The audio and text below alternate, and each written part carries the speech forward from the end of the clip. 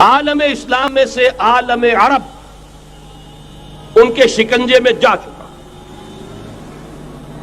کیوں بنا کر کھڑے ہوئے ہیں اسرائیل کو ماننے کے لیے اور سر تسلیم خم کرنے کے لیے؟ بہرحال نوٹ کر لیجئے، عالم عرب جا چکا۔ کوئی دن کی بات ہے، میں سنسنی پیدا نہیں کرنا چاہتا، لیکن حالات اور واقعات سے نگاہیں بند کرنا بھی کوئی دانش مندی کی بات نہیں ہے۔ یہ ایودھیا کی مسجد شہید کی گئی، ابھی یہ ایک بہت بڑا مزار جو ہے شہید کیا گیا، اور اس کے ساتھ کئی مسجدیں شہید کی گئی۔ یہ سب کیا ہے؟ یہ مسلمانوں کی نفس دیکھی جا رہی ہے کہ کوئی غیرت اور حمیت نام کی کوئی شے باقی ہے؟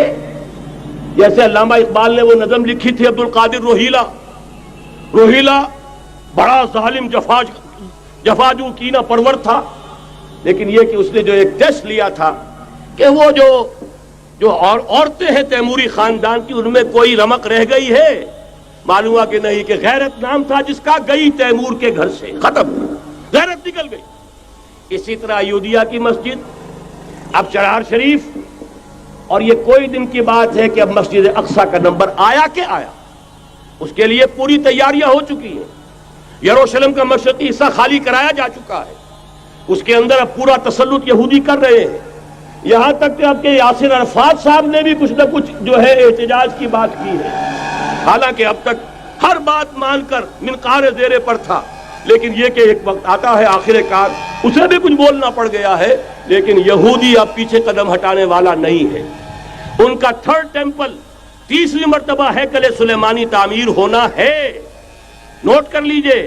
ان کے لیے وہ وہی کچھ ہے جو ہمارے لیے کعبہ ہے، ان کے لیے ہیکل سلیمانی بالکل وہی حیثیت رکھتا ہے جو ہمارے لیے کعبہ۔ وہ ہیکل سلیمانی ایک مرتبہ پہلے نبوکدنضر کے ہاتھوں مسمار ہوا، پھر سن 70 عیسوی میں ٹائٹس کے ہاتھوں مسمار ہوا، سن 70 کے بعد آج 1995 میں کتنے برس ہو گئے؟ پورے 1925 برس ہو گئے کہ ان کا کعبہ زمین بوس پڑا ہوا ہے۔ اب تک تو ان کا بس نہیں تھا، اب تو بس ہے کہ نہیں؟ اب ان کی حکومت ہے کہ نہیں؟ اب شاہ حسن ہو چاہے شاہ حسین، ان کے نوکر اور چاکر ہیں یا نہیں؟ اب انہیں ڈر کس کا ہے؟ لہذا کوئی دن کی بات ہے، مسجد اقصی شہید ہوگی اور ٹیمپل کی تعمیر شروع ہوگی۔ یہ تو بہرحال ایک نقشہ ہے۔ اگلا نقشہ آپ کو بتانا چاہتا ہوں، ایک دوسری تصویر ہے۔ یہ تصویر ہے زمینی، ایک تصویر ہے آسمانی۔ وَمَكَرُوا وَمَكَرَ اللَّهُ وَاللَّهُ خَيْرُ الْمَاكِرِينَ۔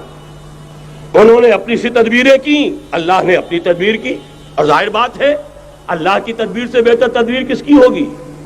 چنانچہ یہودیوں کی سازشیں اس وقت بھی ناکام ہوئی تھی یا نہیں؟ ظاہر بات ہے جاء الحق وزهق الباطل ان الباطل کان زہوقا۔ لہذا یہ آیتیں دونوں اعلان کر رہی ہیں کہ یہودیوں کی سازشیں بالآخر ناکام ہوں گی اور دین حق کا بول بالا ہو کر رہے گا۔ یہ تو ان آیتوں سے ظاہر ہے۔ یریدون لیطفئوا نور اللہ بافواہہم واللہ متم نورہ ولو کرہ الکافرون۔ یریدون ان یطفئوا نور اللہ بافواہہم ویابی اللہ الا یتم نورہ ولو کرہ الکافرون۔ هو الذی ارسل رسولہ بالہدی ودین الحق لیظہرہ علی الدین کلہ ولو کرہ المشرکون۔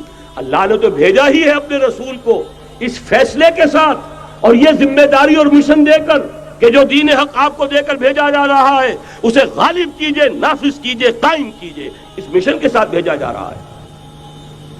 قرآن کہتا ہے ببانگ دہل وَمَا أَرْسَلْنَاكَ إِلَّا كَافَّةً لِلنَّاسِ بَشِيرًا وَنَذِيرًا۔ اے محمد صلی اللہ علیہ وسلم، ہم نے نہیں بھیجا ہے آپ کو مگر پوری نوع انسانی کے لیے بشیر اور نذیر بنا کر۔ تو جان لیجئے کہ یہ مقصد بعثت محمدی صلی اللہ علیہ وسلم بتمام کمال اس وقت پورا ہوگا جب کل عالم انسانیت پر، کل روئے ارضی پر اللہ کا دین اسی طرح غالب ہو جائے گا جس طرح کہ محمد رسول اللہ والذین معہ صلی اللہ علیہ وسلم ورضی اللہ تعالی عنہم اجمعین، ان کے ہاتھوں سے، ان کے ایثار سے، ان کی قربانیوں سے، جن کا نقشہ آپ کے سامنے مولانا کھینچ چکے ہیں، ان کے اثار، ان کی قربانیاں، ان کی محنت، ان کی جفاکشی، ان کی سرفروشی، ان کے جان تن من دھن لگا دینے کے نتیجے میں جیسے اس وقت غالب ہوا تھا کل روئے ارضی پر غالب ہوگا، تب کہیں جا کر مقصد بعثت محمدی مکمل ہوگا۔ یہی وجہ ہے اقبال نے کہا تھا وقت فرصت ہے کہاں، کام ابھی باقی ہے، نور توحید کا اتمام ابھی باقی ہے۔ لیکن ساتھ ہی خوشخبری بھی دی تھی، یہ چمن معمور ہوگا نغمہ توحید سے، آئے گا وہ دور، یہ چمن معمور ہوگا نغمہ توحید سے، لازماً آ کر رہے گا۔